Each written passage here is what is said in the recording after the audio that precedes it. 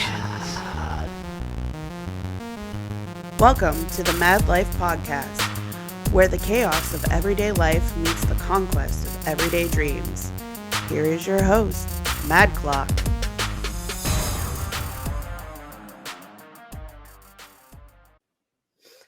Hello, everyone. This is the MadLife podcast, episode 7. My guest this week is Jazz Byers. How we doing, bud? I'm fine, thank you. Awesome.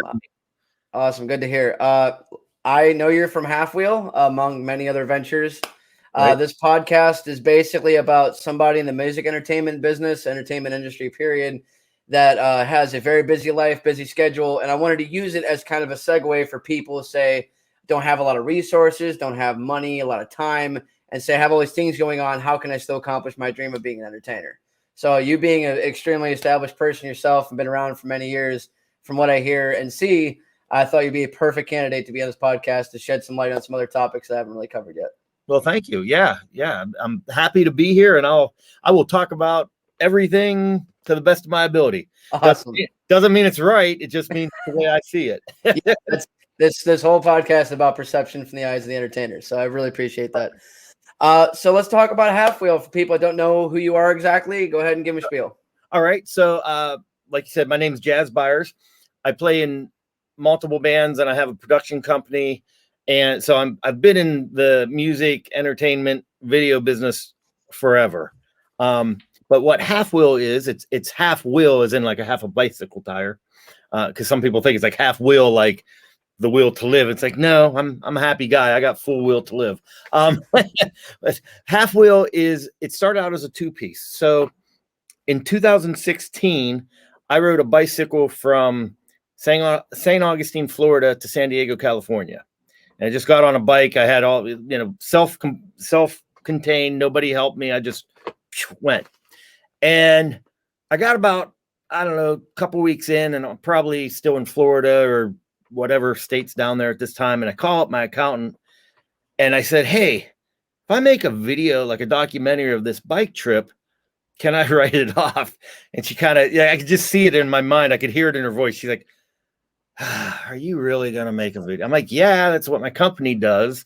So I'm going to make a documentary about this. So anyway, she's like, yeah, just, you got to, for accounting, you got to follow certain rules.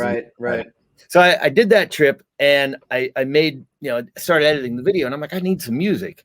So I wrote I took one day with an acoustic guitar, and I'm sitting in my little basement studio here, and I just recorded all these songs. I just kind of made them up on the spot. And I really wasn't concerned with how technically good they were, because they were just going to be background music for the documentary. So I got everything done in that day, like drums, bass, guitar, nothing was hard. And I thought, the next day I kind of started to play some leads, and I'm not a lead guy. So I'm going to call my buddy Sean Nestor, who's been in many, many bands. I've known him almost all my life. I called him up. I said, why don't you come over and play some solos for me? So he did. And we knocked out all these solos in a day. So that was the beginning of Half Wheel, and that's why it has the meaning of Half Wheel. It's a bicycling term. So if you're like riding or racing, and this is a bike and this is another bike, and my front tire's here and your rear tire's there, and you do this, that's half wheeling. And what happens is this guy does this, and all of a sudden bad things happen because you crash. So that's where the name came from. Okay. So we did this soundtrack for the documentary, and put that out and everything, and DVDs and Amazon, the whole 9 yards. And then we're like, that was pretty cool. Let's actually do a record. So we did an album, and it was all instrumental, but we actually took some time to do it. And then about a year later, we did another one. It was a concept album, instrumental, and put a lot of thought into that. That was called Laniakea, and it was like a journey through the stars, or through the solar system. So you started at the sun. That was the first song. And then through all the planets, and each planet was a song. So we got through that. And then finally we get to 2020 when disaster strikes with the pandemic. So I had a couple cover tunes. I was like, I always wanted to do this cover tune because I thought I could do it really well in a different style. So and when I say cover tunes, I don't, it wasn't the latest Motley Crue or anything like that. It was the Magnetic Fields. I Have the Moon, which probably nobody's ever heard of. But so Sean came over and we did it, and I was like, oh, that's pretty cool. And then we did another cover. So we ended up doing an album that was 8 covers and 2 originals. And we had this song called Good Day that it was original that I wrote and threw it away like for 2 years. I kept like bringing it out and I'm like, it's garbage. And I throw it away and bring it out. It's garbage. Throw it away. So finally I got a recording of it. And then we made this little video for it and we got a ton of views on Facebook, like a ton for us, like for us, it was like 27,000 views on Facebook or something like that. Crazy. And like 10,000 views on the Half Wheel YouTube channel. And then like 800 and whatever on the Rattleclack channel. Okay. So that like kind of served as a launching pad. And then we got on with, and if I'm going too long, I will stop, but that served as a launching pad to get us like, then the pandemic had happened, but we had gotten asked to do the Save Our Stages in Pittsburgh here. They had like a Save Our Stages song that they made to try to help the venues and stuff. Right. Some of the people involved called me up and said, you guys want to come sing on this as Half Wheel? I'm like, sure. And then that led into like some virtual performances. And then we got a call from a little TV station down in Florida. Said, you want to come do a little virtual conference? Like, yes, we do. Absolutely. So, kind of, I'd like to say I set out to be scientific about all that, but really it just kind of dumb lucked into happening. Right. And, so you'd mentioned I play in some other bands. I play drums. Okay. So in Half Wheel, in the recordings, I play almost everything. I play drums, guitar, bass, keyboards, whatever. Mm-hmm. Don't sing very much. It never leads. Well, Sean and I from Half Wheel play in a band called Homicide Black, which is very Black Sabbath, Dio, that type of stuff. Okay. He sings and plays guitar. I play drums in that band. And, that band, ever since the pandemic, I mean, we've just been on hold, Right. We really haven't, we did a festival this past weekend, but we haven't been actively trying to get that going yet, just because who knows what's happening with all the COVID and all that stuff. Right, right. So, we're going to actually do an album, do some more stuff. And then I play bass, and Sean also sings in a band called Silk Nine too. So we're opening up for Warrant in like a week. So that's our next big show. That's pretty big deal. Yeah, that's pretty cool. The Half Wheel stuff has been like, we really haven't played clubs or anything. We played like one club the whole time. And otherwise it's been all these festivals throughout like, Pittsburgh, Western Pennsylvania. We're playing this weekend, which this is crazy. We're playing a big country festival called Blame My Roots in Belmont, Ohio. So it's like Miranda Lambert, Lee Bryce, Ali Colleen. My goodness. Yeah, and Half Wheel. But like, believe me, like they play here and we're down here at this, we're at 2:00 and they're at, right. Just the fact that we got on that bill is unreal to me. It's like, yeah, people are like, so you guys are country? Like, no, not really, but like neither is country music anymore. Like, right. It's kind of hard to pinpoint exactly what genre it is, even if you can call it country, the new country anyway, in a sense.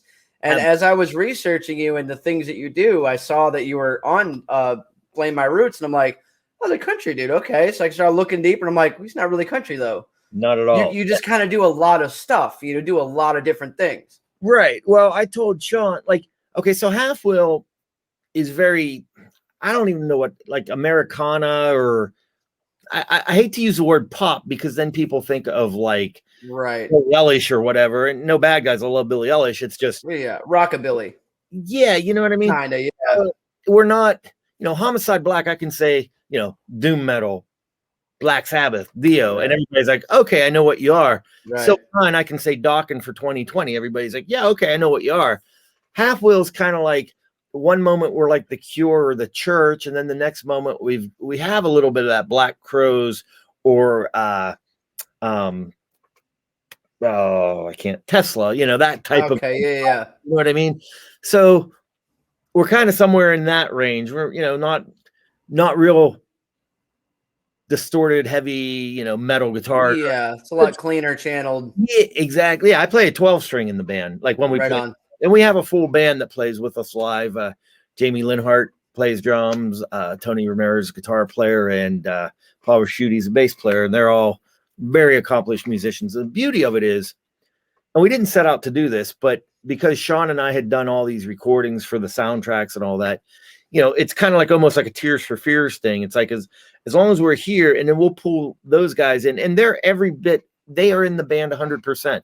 But if we have a chance to play, like we did the TV show in Florida, and our drummer couldn't do it, and our guitar player couldn't do it, so Sean sang and played guitar, I played guitar. We had a buddy of ours fly down from Erie.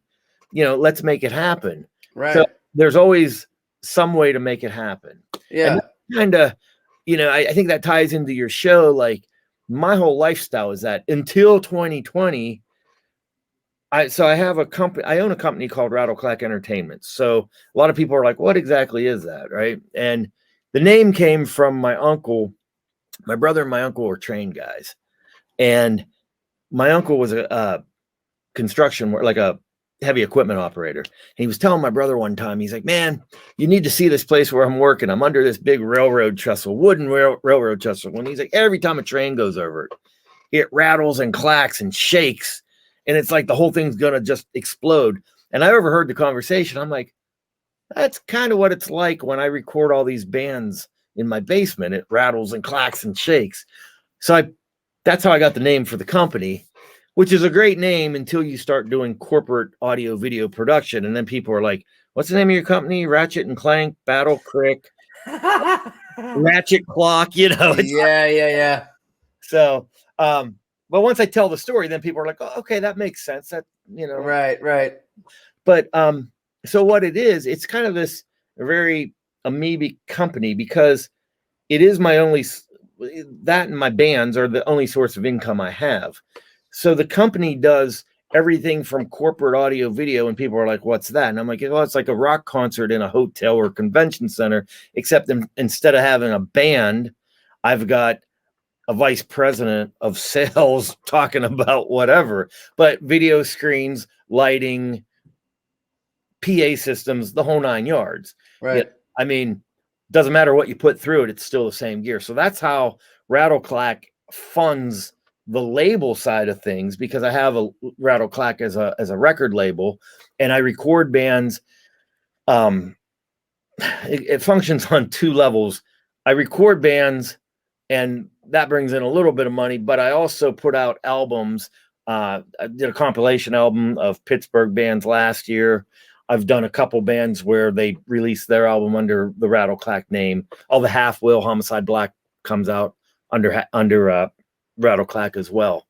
So until 2020, it wasn't uncommon for me to, be somewhere in the United States or Europe, fly in, to Pittsburgh, jump in the van with a band, drive somewhere, and wherever, say, somewhere in upstate New York, and then fly out of Rochester to go do another corporate gig. It's just crazy. But, people are like, well, why do you do this? Because, I'm not 20 years old anymore, but to me, it's a lifestyle. And I view, because I talk to some people like, you think you're going to make it. And it's like, no, I've already made it, dude. I'm happy. Like, I'm happy with what I do. And I don't judge my success on like, look, I know I'm not in the Rolling Stones. The chances of me playing Madison Square Garden, probably slim to none. Right. Right. But I've played regionally with all three of these bands at some really decent sized festivals. You know what I mean? And that's, for me, an accomplishment. And the fact that I can make my living with Rattleclack in the audio video business / recording studio and all that, I'm happy. Couldn't be happier. Right. And I think that's a goal a lot of entertainment people or musicians in period want, is to be able, that's the ultimate goal, is to make a living off what you want to do most. Absolutely. A lot of us musicians still have a 9 to 5 or a third shift or something where we just kind of fit in the music at any given free time that we have. Mm-hmm. To be able to completely immerse yourself into what you're doing, which is your lifestyle. It's like you said, it's a lifestyle. You Right. wake up, you live, breathe, eat, and shit music. What I mean? And that's fantastic, because that probably offers a level of knowledge and experience that I could only ever hope to obtain. From what I know and read and people I've talked to, you've been around for a hot minute. So what have those experiences from all these years culminated to in your eyes? a certain level of chill. Does that make sense? Yeah, because you're probably not like, you're just like, you kind of fit into this chaos now. Yeah, I mean, I think if there's a will, there's a way. Right. I mean, and that's, that's what I've discussed that with the bands. It's like, look, there is no way I can practice 3 days a week. Ain't gonna happen. I said, but I'll learn the tunes, and it has to be a give and take.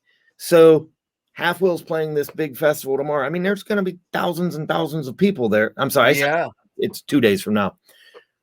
Even though we're on it 2:00 in the afternoon. I mean, I'm not trying to sugarcoat this. I'm not saying like, oh yeah, we're going to be on right before Miranda Lambert. That ain't going to happen. Right. So even if there's a third of the total people there, that's a ton of people. Oh yeah. You know what I mean? Absolutely. So what we do, like I had the 2 shows last year.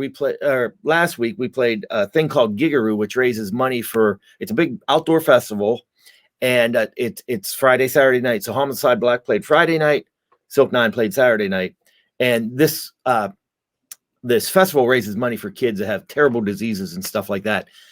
And we're happy to be a part of that. You know what I mean? And that's the other thing too. I'm to the point in my life, it's like, I want to make money with the band, but that's not, when you put that aside, it's weird. Like when you're not focused on that, when you actually just like, how can we play a really good show or make a really good recording? That's what starts to happen.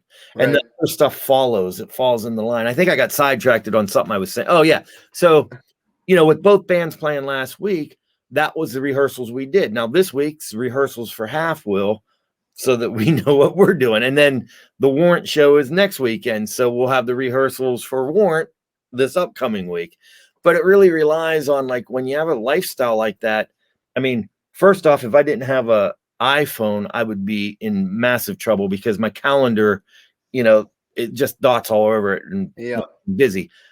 Not so much 2020. What happened 2020? This is crazy. So I think my first show was in Vancouver. So I was up in Vancouver, international show, and a lot of the Chinese speakers weren't allowed to enter the United States, not from the United States, but from China. Their government wouldn't let them out. And in hindsight, and I'm not trying to get political or anything like that. Right. But in hindsight, like sometimes I'm like, did they know something was going? You know what I mean? Like, you gotta wonder.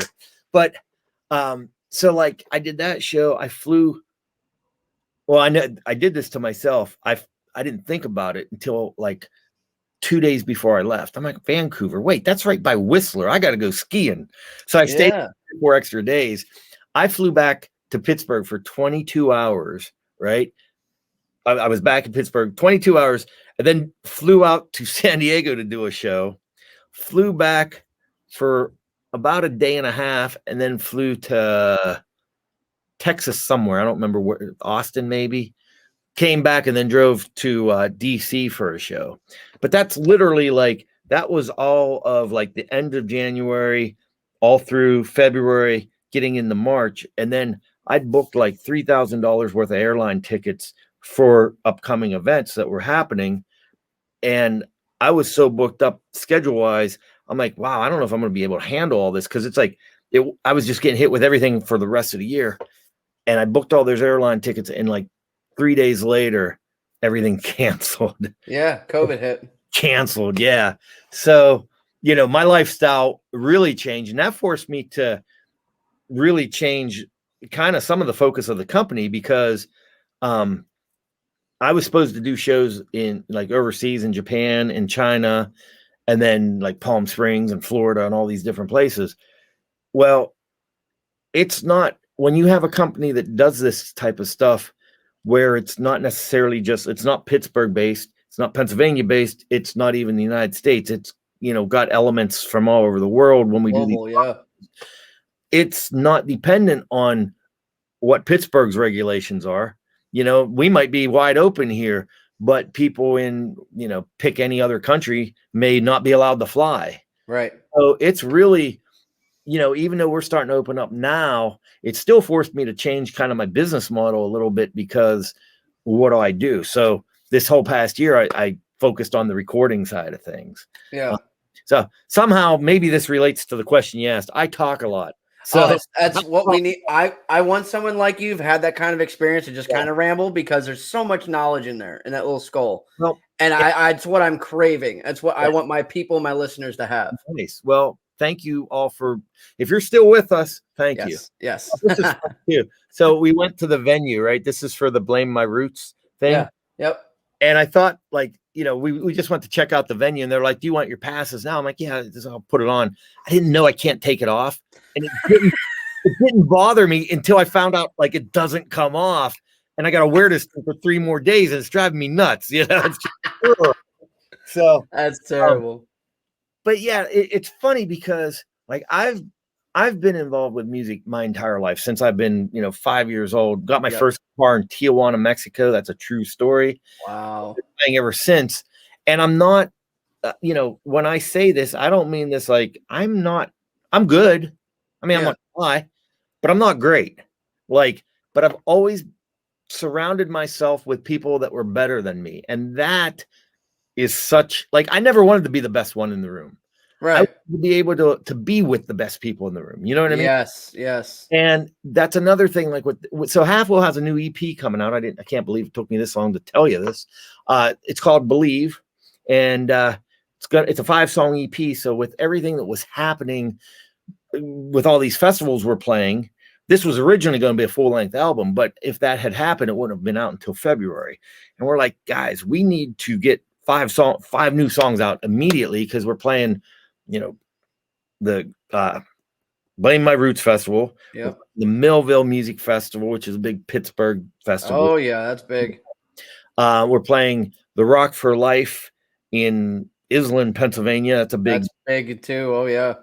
And then we're playing the Grassroots Festival in Slippery Rock from 97.7, the Rock Station. And aren't you up for a Grassy nomination too? We are. Yeah, the song Half Will, or the band Half Will, the song Good Day, and the band Silk Nine, the song Find My Way. So 2 of them. Yeah. That is a hell of an accomplishment. That is super cool. Thank you.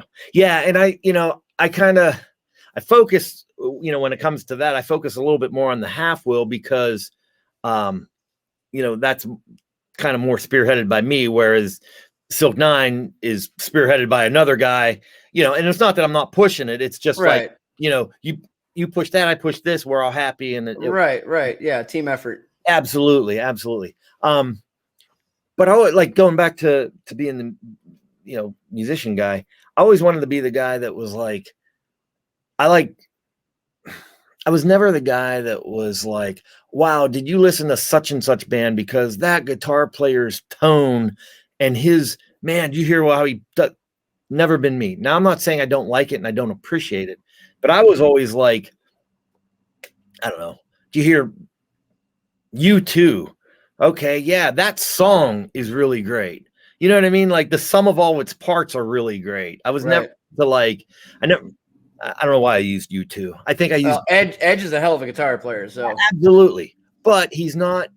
He's he plays. He's unique. He's not like an amazing guitar player, but he's really unique. Absolutely. He's like Angus Young. Angus Young plays the most basic guitar scale riffs, but just something about how he played, his passion, it just made him stick out more than everybody else in that generation. Absolutely.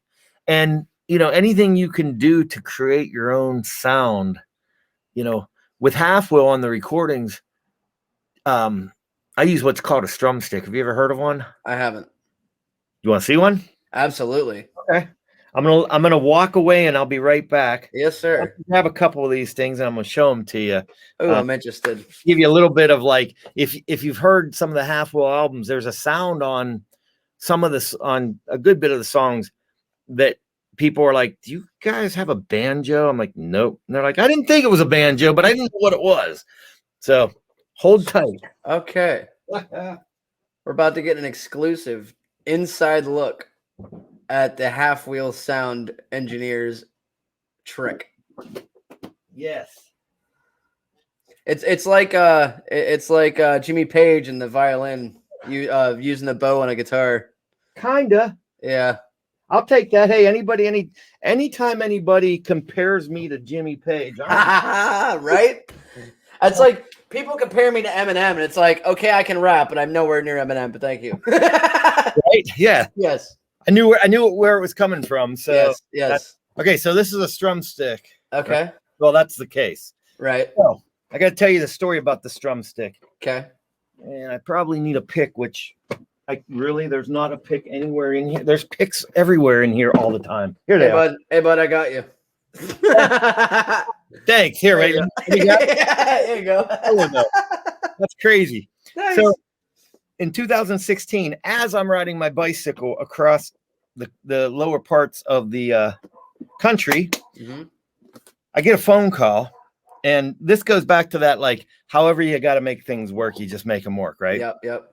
So I get a call. I don't know what state I'm in. I'm not quite in Texas yet. And I get a call and said, hey, PPG, Pittsburgh Paints and Glass. Yep. Industrial Coatings. Oh, yeah. We're doing a conference in Florida, and we need you to go do video. I'm like, okay. When is it? Because I'm pedaling on a bicycle. Yeah. And they're like, it's whatever date it was, such and such a date. I'm like, okay. So I pull out this map and I'm, looking, and it's like, well, can you fly me out of Texas, Austin, Texas? Sure. Okay. So now I'm like, okay, now I got to make it to Austin, Texas, so I can figure out what to do with my bike, jump on a plane and fly to Florida to go do a show. So I get into Austin, Texas. And stupid me, I don't even think about what time of year I'm there, right? So guess what's going on? South by Southwest Music Festival. Oh. So I start getting close, and I get to this little town called Bastrop, Texas, which is my recollection. It's 30 miles, give or take, outside of Austin. Yep. And I get to this little like state park or what have you, and I'm like, hey, do you have any campsites available? Because I had a tent. I camp a lot. Yep. They're like, yeah. And I started telling them what I was doing. I said, yeah, I'm going to camp here. And then I was going to try to get something in Austin. They're like, you're not going to be able to do it. I'm like, what? And they're like, well, South by Southwest. I'm like, oh, great. So this is about 3 days before I had to fly out. So I end up, okay, give me this campsite for 3 days. And then I'll ride into there. I'll take my bicycle to REI Sporting Goods place and have them. I'll be like, hey, can you fix my bike and keep it for a week while I'm gone? Yeah. And that's what they did. So anyways, I'm in Bastrop, Texas. I come to this place in this, I don't know what they call it, but it's like the old, like, whatever it's called, like the old district shop centers or whatever. Yep. And there's this market district. Yeah, and there's this place called Larry's Music or Larryland Music or Larry's World Music or whatever it was. And I look, and they got this weird thing. Wow. Right? There's 3 strings on it, and it's a diatonic fretboard. So this is, you can hear that, right? It sounds banjo-ish. Yeah. So it's like a cigar box guitar. Almost, yeah. Almost. So this one here is not the one I bought but I have 3 of them. Okay. So this one is tuned to G, so it's a little shorter. The other one that I bought on that trip was tuned to D, and it's probably like a couple extra scales, not much longer, little deeper sound. But these 2 strings, if you tune it the way they recommend, these 2 are the same, and then this one's the middle, so you can create like a drone.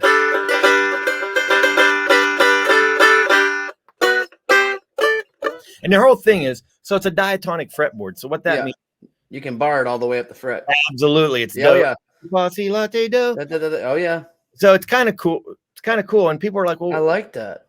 Yeah, it's really neat. And then I liked it so much. The first one I bought when I was on the bike trip was the one in D, and then I got that one which is in G, and it's a little shorter. And then I started using it so much, they sell one that actually is chromatic, so you can go all the way. Oh wow, yeah. And it's not in tune, but you can see. I mean, you can hear it's a little bit like, little lower in pitch. You're right. That is super fascinating. So I didn't know it was a thing. I've seen like a cigar box guitar and those kinds of things, and a sitar, and those different types of stringed instruments. But that is really cool. Yeah, and I just like to, I know we got a little bit off on a tangent, but but I'm okay with that as long as your listeners are. Sorry if absolutely. No. I'm all about that. I'm a hip hop artist primarily. If you didn't know, Mad Clock, me against Death Clock's like a whole moniker against like, you know, racing against the clock to make something of yourself musically. So I can totally relate. But in terms of music, before I did the hip hop thing, I was a guitar player, musician. I played drums, I played bass, I sing, I play piano. So it's really cool to actually talk to somebody in person, well, virtual person, right. that is also multifaceted musician. Because in my world, with the hip hop world, it's, you know, guys, the most you get out of most hip hop guys, they make their own beats, they engineer, produce, things like that. But very rarely do you find many hip hop guys that can play an instrument, play guitar, play drums. Yeah. And I think in my world of hip hop, where I've translated all that knowledge from playing an actual real life instrument, has given my hip hop a whole different kind of flavor.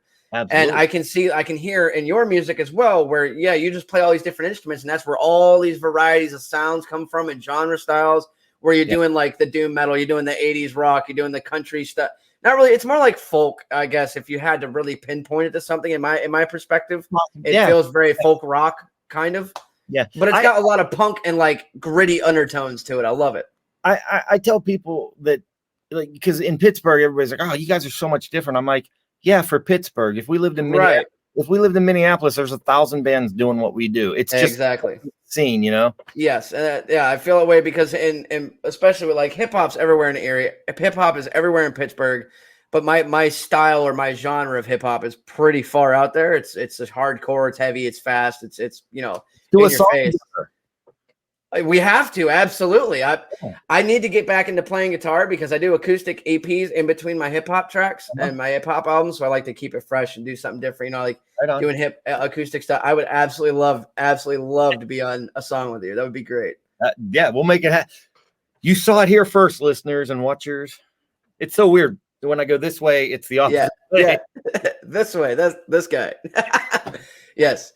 Mad Clock and Jazz Byers about to tear it up. And then we can even do like this hybrid, because since you said like you're doing hip hop, but you got some of the like the heavier kind of stuff. Yeah, I put real guitar and real drums in my production. You ready for this? Yeah. What you need? I built this one. It's a 3-string. Right? Whoa. Yeah, check it out. That is wicked. Is that a Thunderbird bass body? Kinda, yeah. It's a little smaller, but it's design. And then wow, it's actually screwed on the back because if I have to get into the electronics, but it's not in tune, of course, but no, of course it's not, because I didn't expect to pull it out, but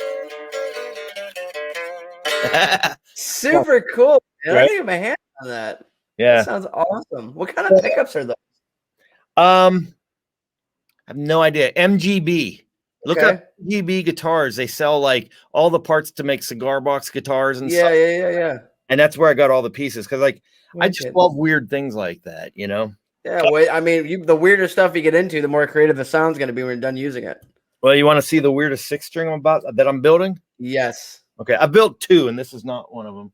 But Lord, please build me a guitar. I would love to have a custom guitar made. All right, you ready for this? Oh yeah.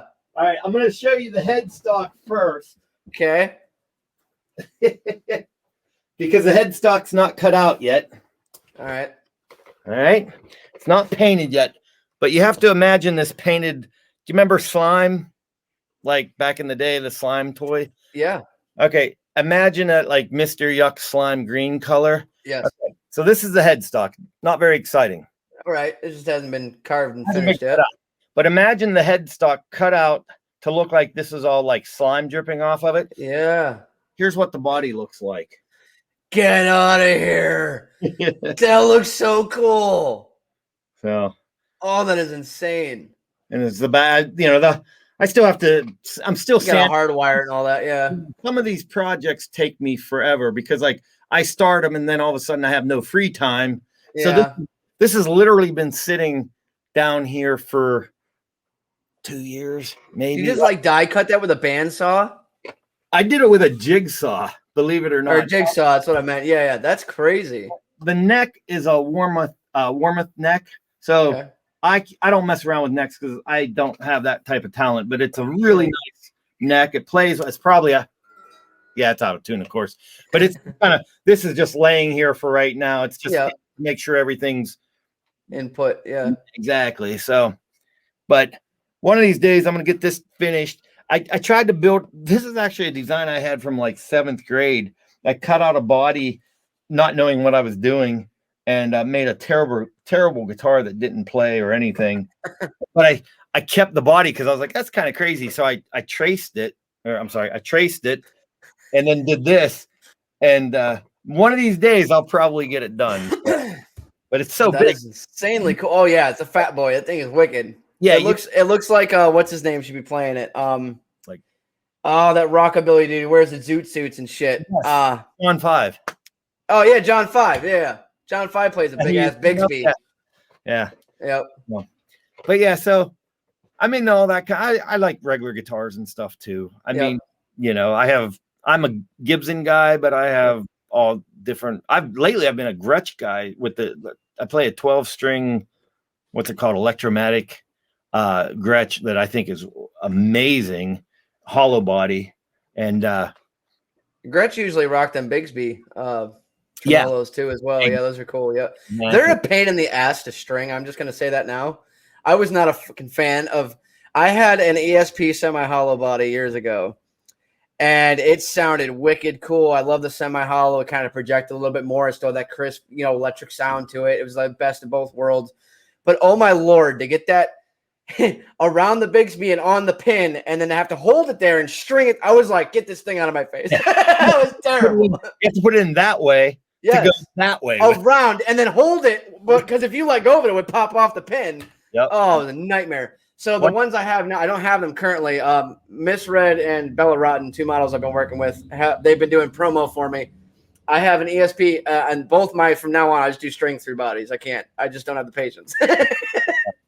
Well, when you play 12 strings in a band, oh man, that's 24 strings with just 2 guitars. Yeah, it's crazy. Yeah. The good thing is we were playing a show and I broke a string. I'm like, well, I still got 11 more. I broke another one. I'm like, we still got 10 more.